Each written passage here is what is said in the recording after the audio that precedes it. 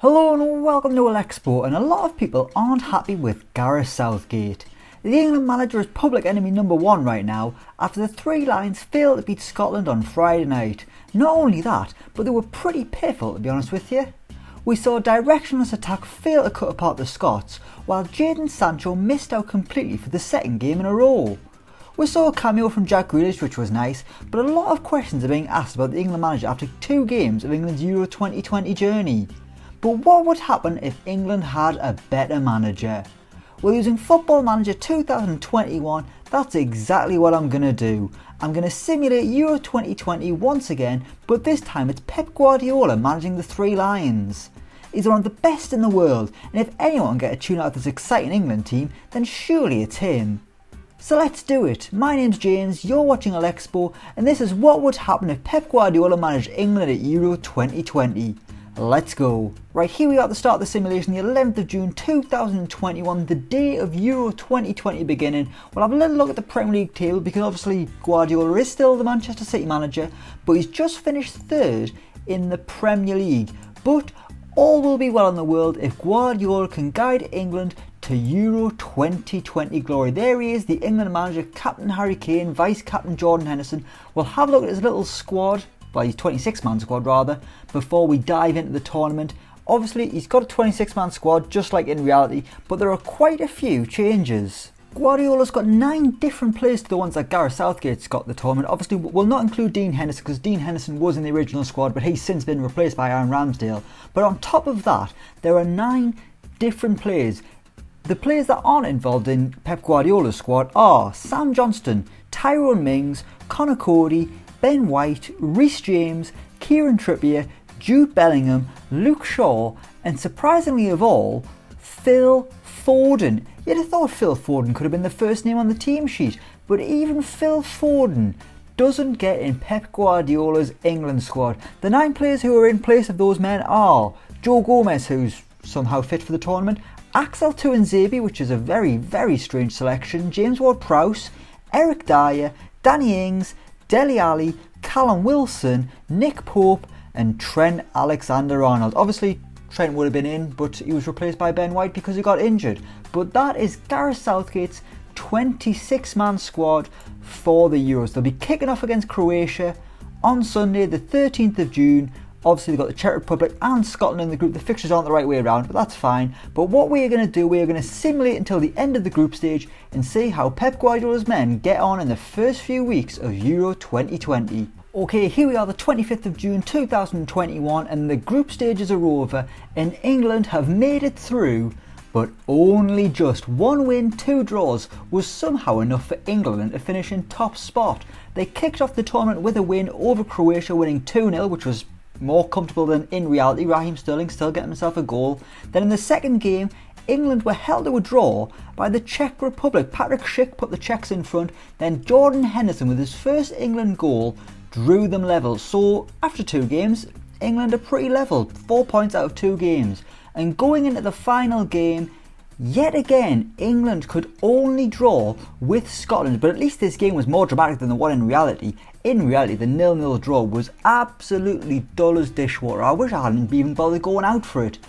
On FM here though, with Guardiola in charge, England actually went behind in the 88th minute to Ollie McBurney. A minute later, England were level and they went through in top spot. So England have made it through to the second round. They've come top, which is fine. We'll see who they're playing in the next round.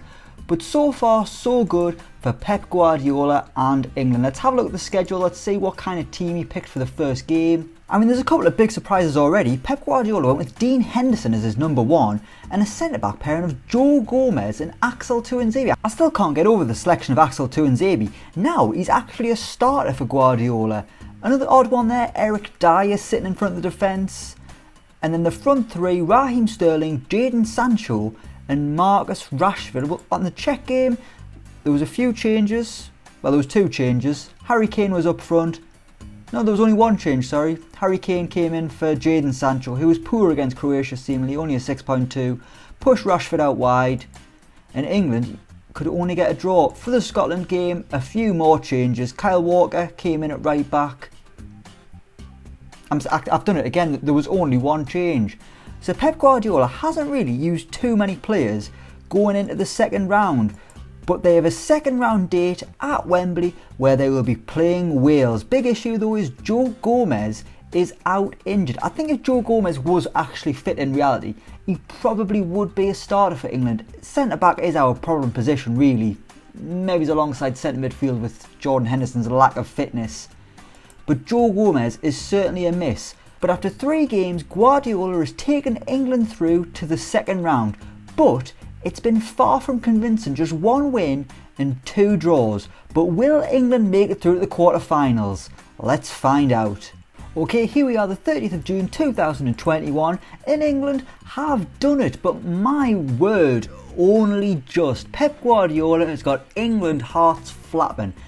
England were actually behind to Wales in the 82nd minute. Chris Mepham scored just before half time, and the Welsh would have been going absolutely ballistic going into the final 10 minutes. It looked like they were going to be going through, but then a Dominic Calvert-Lewin brace off the bench won it for England late on. There was 2 changes to the team. Trent Alexander-Arnold returned at right back and John Stones came in for the injured Joe Gomez. Axel Tuanzebe not playing very well at all there, only a 6.2. Yeah, Axel Tuanzebe's been quite poor actually. You wonder why he's in the squad at all. Trent Alexander-Arnold, he's been brilliant though. What performances from him. Imagine if he'd been fit and Gareth Southgate actually liked him. Things might be oh so different at Euro 2020 for England. Jadon Sancho's an interesting one. He started the first game, but since then he hasn't actually featured.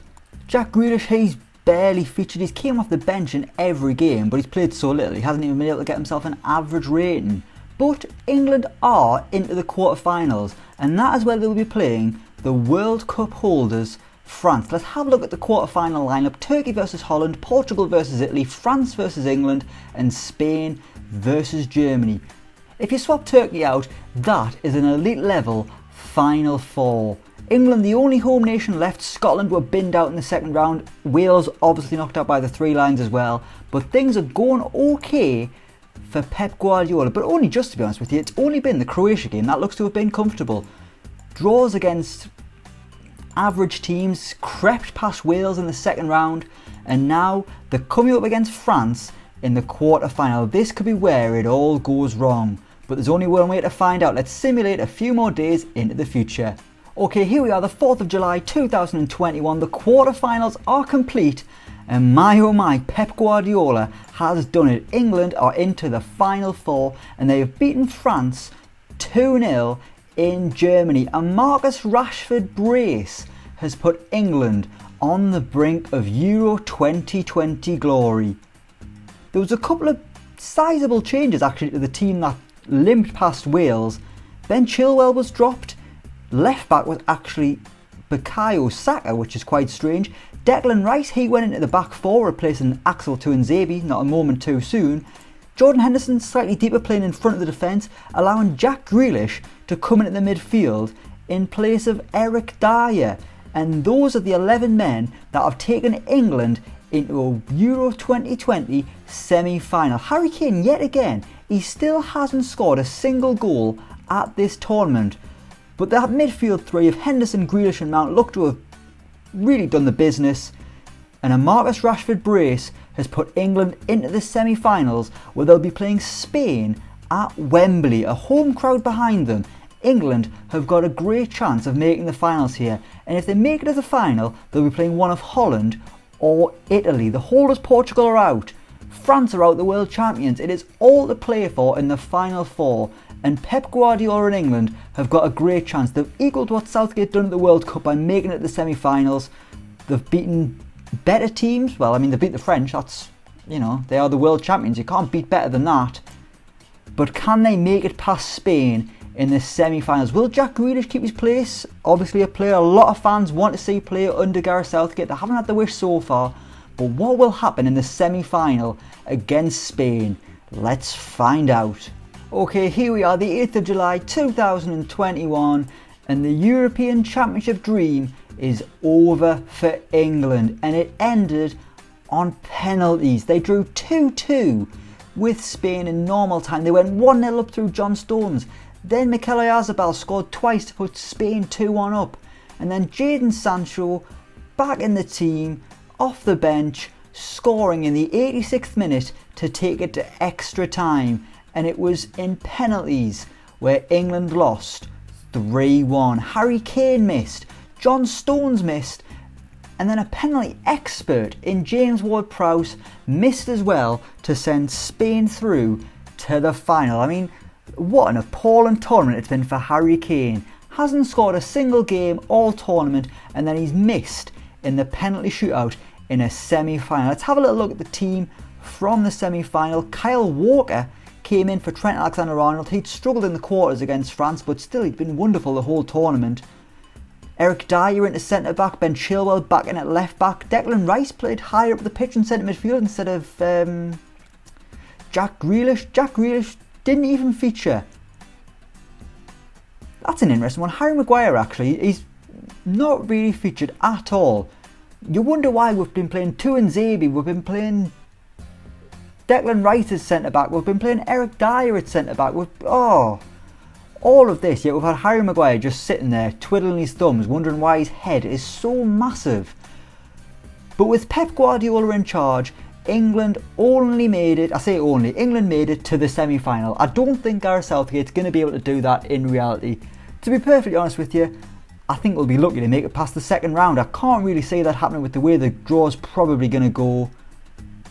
But for England here, there have been high moments in the tournament and there have been low moments. But it has ended yet again with penalty heartache, even with Pep Guardiola as manager.